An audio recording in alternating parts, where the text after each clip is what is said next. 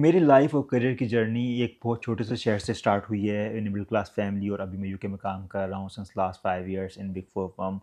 Overall मेरी journey बहुत exciting रही है, बहुत हार्ड वर्किंग रही है, बहुत डिफिकल्टीज भी फेस की हैं, बहुत चैलेंजेस भी थे due to being from middle class family as well as एक छोटे से शहर से एजुकेशन मिली थी जहाँ पे इंग्लिश का स्कोप नहीं था, जहाँ पे अकाउंटिंग फाइनेंस का स्कोप नहीं था, तो एक बहुत ज़्यादा चैलेंजेस भी दिखे हैं। इस वीडियो के अंदर बात करेंगे मेरी पूरी जर्नी की, मैं कहाँ से स्टार्ट किया, क्या चैलेंजेस आए थे और होपफुली जो आप मेरे जैसे लोग होंगे मिडिल क्लास फैमिली से, स्मॉल सिटीज़ से, आप उस जर्नी को कैसे मैनेज करोगे, आप कैसे अचीव करोगे अपने गोल्स और अपनी आपके लिए, अपनी फैमिली के लिए कुछ अच्छा कर पाओगे, अपने पेरेंट्स को प्राउड फील कर पाओगे। Before going into details of the journey, मैं अपने बारे में कुछ फैक्ट्स स्टेट कर लूँ। Number one, I am qualified chartered accountant and CFA level 2 qualified as well. Second thing, I qualified CA in almost 5 years with articleship, बहुत कम लोग कर पाते हैं। नंबर थ्री, मैंने ईवा से आर्टिकलशिप की। Number four, I am working in Deloitte UK since last 5 years। Even before going in the details, मैं ये कहना चाहता हूँ कि आपके पेरेंट्स का सपोर्ट अगर आपको है, अगर आपकी फैमिली का सपोर्ट आपको, तो आप कुछ भी कर सकते हो। मेरे केस में यही था कि मुझे सपोर्ट था पेरेंट्स का, फैमिली का, कि आप ये कर सकते हो,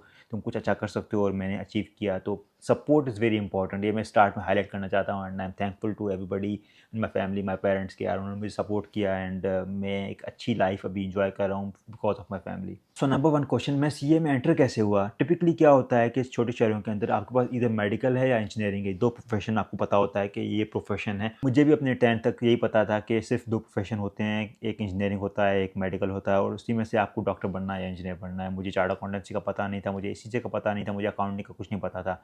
PBA का पता था कुछ तक कि वो भी होता है। इवेंचुअली जब मेरा टाइम आया फर्स्ट ईयर का, तो मुझे भी हर किसी की तरफ से यही बोला गया कि तुम भी इंजीनियरिंग कर लो, तुम भी डॉक्टर बन जाओ, बट किसी ने ये सजेस्ट नहीं किया कि तुम चार्ट अकाउंटेंट बन जाओ। इवेंचुअली मैंने थोड़ा बहुत CA के बारे में सुना था कि वो एक बहुत डिफिकल्ट क्वालिफिकेशन है, लोग फेल हो जाते हैं, और मेरे कुछ अपने रिलेटिव्स थे, काफ़ी क्लोज रिलेटिव्स, वो भी काफ़ी ज़्यादा फेल हुए थे, 8-8 10-10 साल से CA के अंदर थे, वो पास नहीं कर पा रहे थे।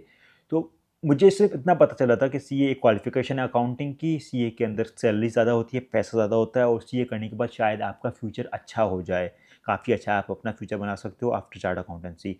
मुझे उसके अलावा कुछ नहीं पता था CA के अंदर एग्जैक्टली क्या होता है, अकाउंटिंग होता है, टैक्स होता है, क्या होता है, नहीं पता था। लेकिन मैंने सिर्फ उस चैलेंज को लिया था कि मुझे अब चार्ट अकाउंटेंट बनना है, मुझे इंजीनियरिंग नहीं करनी, मुझे मेडिकल नहीं करना है। और मैंने अपने करियर में कोई एंट्री टेस्ट नहीं दी यूनिवर्सिटीज़ की। बहुत सारे लोग यूनिवर्सिटीज़ की टेस्ट देते हैं और यूनिवर्सिटीज़ में फेल होते हैं, उसके बाद चार्ट अकाउंटेंसी स्टार्ट करते हैं। मेरा सिंपल था फंडा, जैसे मेरे इंटर के एग्जाम्स रिजल्ट आई, मैं चार्ट अकाउंटेंसी करने चला गया डायरेक्टली, और वहाँ से मैंने अपनी जर्नी स्टार्ट की। सो इस जर्नी के अंदर ये काफ़ी इंपॉर्टेंट चीज़ हाईलाइट कर लूँ कि मेरा दिमाग बड़ा क्लियर था कि मुझे चार्ट अकाउंटेंसी करनी है, और मैं सोचता हूँ उसी वजह से ही मैं आइडियल टाइम के अंदर CA क्लियर कर पाया। Second point, early days of my CA education. देखो, CA बिल्कुल नया प्रोफेशन था, नई क्वालिफिकेशन थी, इसके जो सब्जेक्ट्स थे अकाउंटिंग के, फाइनेंस के, सब कुछ नया था, कभी नहीं पढ़ा था, प्री साइंस बैकग्राउंड से आया हुआ था, तो बहुत ज़्यादा मेहनत करनी पड़ी थी। लेकिन एक दिमाग में सोच थी कि ये करना ही करना है। इवेंचुअली मेरा कंट्री लेवल पे भी पोजीशन आई थी in one of the law exams, तो बहुत बहुत मेहनत करनी पड़ी थी। एंड आई थिंक अगर आपको आगे बढ़ना है तो आपको बहुत मेहनत करनी पड़ती है, आप खुद को बहुत लाइट नहीं ले सकते इस क्वालिफिकेशन के अंदर, आप बहुत मेहनत करो and you will be able to succeed. Third thing in the journey, EY की आर्टिकलशिप की जर्नी क्या थी, मैं कैसे EY में गया।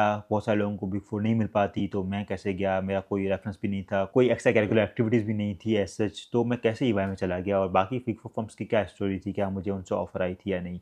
तो देखो, आर्टिकलशिप के टाइम पे मैं फर्स्ट टाइम क्वालिफाइड था, मैंने सारे एग्जाम्स फर्स्ट टाइम क्वालिफाई किए थे, तो उससे काफ़ी ज़्यादा एज मिल गई थी, क्योंकि बहुत सारे लोग जो हैं वो क्वालिफाई नहीं कर पाते फर्स्ट अटैम्प्ट में, तो आई वाज वन ऑफ दोस्त जो पास कर पाए थे।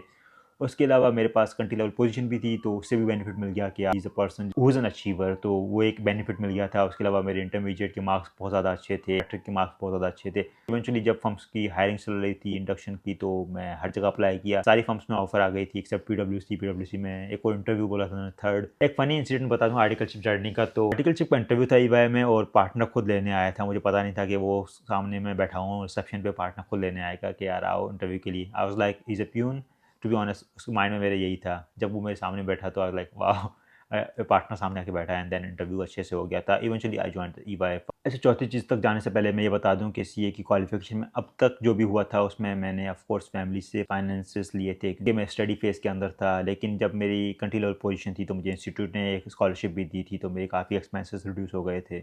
Fifth thing in the journey is CA की आर्टिकलशिप कैसी रही। उसमें मैंने क्या किया ऐसा कि मेरी आर्टिकलशिप सक्सेसफुल हो गई और मैं क्वालिफाई हो गया विद आर्टिकलशिप। तो जर्नी वाइज देखो, आर्टिकलशिप के अंदर बहुत मेहनत करनी पड़ती है, हर जगह हर किसी को पता है CA आर्टिकलशिप कोई आसान चीज़ नहीं है, बहुत ज़्यादा आपसे काम करवाते हैं। आपकी लेट सेटिंग्स होती हैं, आपको छेद देते हैं, बहुत ज़्यादा होता है हर जगह पे। बट लकीली मेरा हमेशा से लक चला है, मेरे साथ मेरे पेरेंट्स की दुआएँ भी हैं, तो हमेशा से एक सक्सेसफुल करियर दिखा मुझे। आर्टिकलशिप में कभी इशू नहीं दिखा, बहुत कम लेट सेटिंग की होगी, मुझे सपोर्टिव मैनेजर मिले, सपोर्टिव जूनियर्स मिले, तो एक अच्छी जर्नी रही। ओवरऑल आर्टिकलशिप में मैंने क्या अचीव किया, आर्टिकलशिप के अंदर मैंने आउटस्टेशंस की, बहुत ज़्यादा लोगों से मिला, आर्टिकलशिप में मैंने सेकंडमेंट्स की, वहाँ पे जाके इंटरनेशनल एक्सपीरियंस मिला। आर्टिकलशिप मैंने क्वालिफ़िकेशन अपनी ऑब्टेन की, मैं सीए क्वालीफाई हो गया था इन 2 and half years of articleship. तो आर्टिकलशिप 1 साल था अभी, उस टाइम पे मैं क्वालीफाई हो चुका था।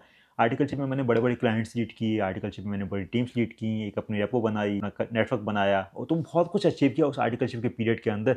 एंड उस आर्टिकलशिप का जो पीरियड था, जो एक्सपीरियंस था, वो अभी तक मेरे पार्टनर से बातचीत है, मेरे मैनेजर से बातचीत है, दुनिया में हर जगह लोग गए हुए हैं, सबसे बातचीत है। तो वो जो नेटवर्क बन गया था आर्टिकलशिप का, वो बहुत हेल्प होता है। फाइनेंशियल वाइज़ देखूँ तो मैंने बताया था कि मैं मिडिल क्लास फैमिली से था, तो जैसे मैंने एजुकेशन में स्कॉलरशिप मिली थी अर्लियर, तो उससे थोड़ा-सा मैनेज हो गया था। फर्म में आने के बाद स्टार्ट में तो ऑफ कोर्स फैमिली से ज़रूरत पड़ती है फाइनेंसेस की। जैसे मैं एग्ज़ाम्स पास करता गया, तो वहाँ पे सैलरीज़ बढ़ती गईं, and then eventually within 2 years I was independent कि मुझे अभी फाइनेंस की ज़रूरत नहीं है, एंड व्हिच फेल्ट गुड कि मैं अभी कमा रहा हूँ, मैं एक्सपेंसेस अपने मैनेज कर रहा हूँ। बिकॉज़ आपका सीए करने का मकसद क्या था? आपका मकसद ये था कि आप खुद को सँभाल लो, एंड देन आप फैमिली को भी सँभाल लो at the same time, and make the life standard much better. तो वो जर्नी स्टार्ट हो गई थी, वो एक कॉन्फिडेंस आ जाता है, एक क्वालिफ़िकेशन के टाइम पे एक इतना कॉन्फिडेंस आ गया था कि यार I will conquer the world, क्या मैं क्वालीफाई हो गया हूँ और मैं बहुत कुछ कर लूँगा आगे। खैर ये मेरी सी एक आर्टिकलशिप की जर्नी थी। Next thing in the journey, भाई क्वालीफाई हो गए तो ऑफ कोर्स लाइफ स्टैंडर्ड भी बढ़ गया, आर्टिकलशिप भी खत्म हो गई। नाउ अबाउट जॉब सर्च के आगे क्या करना है क्या नहीं करना। देखो, very hard to move abroad में थॉट प्रोसेस ज़्यादा चलता दिमाग में, बाहर चले जाएँ, लोकली काम करें, बाहर चले जाएँ, लोकली काम करें। बहुत ज़्यादा ये थॉट प्रोसेस चलता था। मैंने इनिशियली काफ़ी जॉब्स अप्लाई की, मुझे इंग्लिश नहीं आती थी, कुछ रिजेक्शंस मिली, कुछ इंटरव्यू क्लियर हो गए, वहाँ पे मैंने रिजेक्ट कर दिया। इवेंचुअली मैं सोचता रहा, आखिर मैंने लोकल जॉब प्रेफ़र की, मैंने लोकली काम किया क्योंकि फैमिली के करीब रहना था। तो मैंने लोकली काम किया इंडस्ट्री के अंदर, and I felt like industry is not good enough for me, तो खैर रिज़ाइन कर दिया। लेकिन वो थॉट प्रोसेस हमेशा चलता रहा क्योंकि यार फैमिली वहाँ पे है, तो it's very hard to move out. फिर after that I moved abroad, मैं यूके में आया डेलॉयट में। डेलॉयट यहाँ पे बहुत वंडरफुल एम्प्लॉयर है। मैं ये सिर्फ इसलिए नहीं बोला क्योंकि मैं काम कर रहा हूँ, बट आई जेन्युइनली फील कि Deloitte is a wonderful employer in UK. अच्छी जर्नी रही है डेलॉयट के अंदर भी। अब मैं बहुत फाइनेंशियली इंडिपेंडेंट भी हूँ, I am earning really good money just because of my chartered accountancy. अगर वो नहीं होती तो आई डोंट नो मैं कहाँ पे होता इस टाइम पे, कैसे ग्रो कर रहा होता, क्या अर्न कर रहा था। लेकिन मैं ये बताना चाहता हूँ कि सीए की जो जर्नी थी, जहाँ से मैं स्टार्ट हुआ था और जहाँ पे मैं अभी हूँ, उसमें ऑफ कोर्स बहुत ज़्यादा इनपुट है चार्टर्ड अकाउंटेंसी की। मैं यहाँ पे नहीं पहुँच पाता शायद अगर मैं इस प्रोफेशन में ऑप्ट ना करता।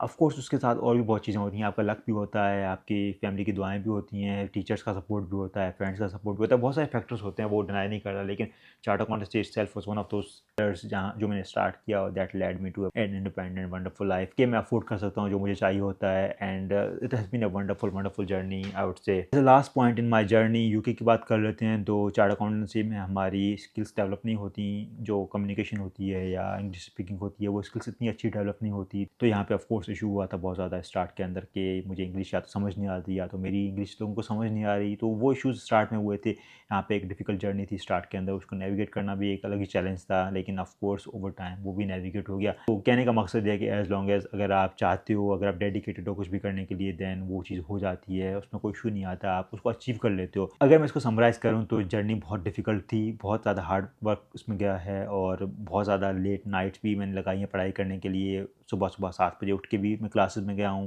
रात को लेट नाइट भी आया हूँ, बहुत ज़्यादा हार्ड वर्क किया है अलॉन्ग विद आर्टिकलशिप, लेकिन it was all worth it. मैं अभी अपने पास का सोचता हूँ तो I actually remember those moments as something good, not something horrible. बहुत सारे लोग बोलते हैं ना कि सीए में आपका ये हो जाता है, ये हो जाता है, आपकी ज़िंदगी ख़राब हो जाती है। मेरे लिए it is other way around. मैं जब भी सोचता हूँ अपने पास के बारे में कि हाउ इट स्टार्टेड, मैंने कहाँ से काम किया, आई feel proud of my self कि मैंने इतना हार्ड वर्क किया था जिसकी वजह से मैं अभी इस टाइम पे यहाँ पे हूँ।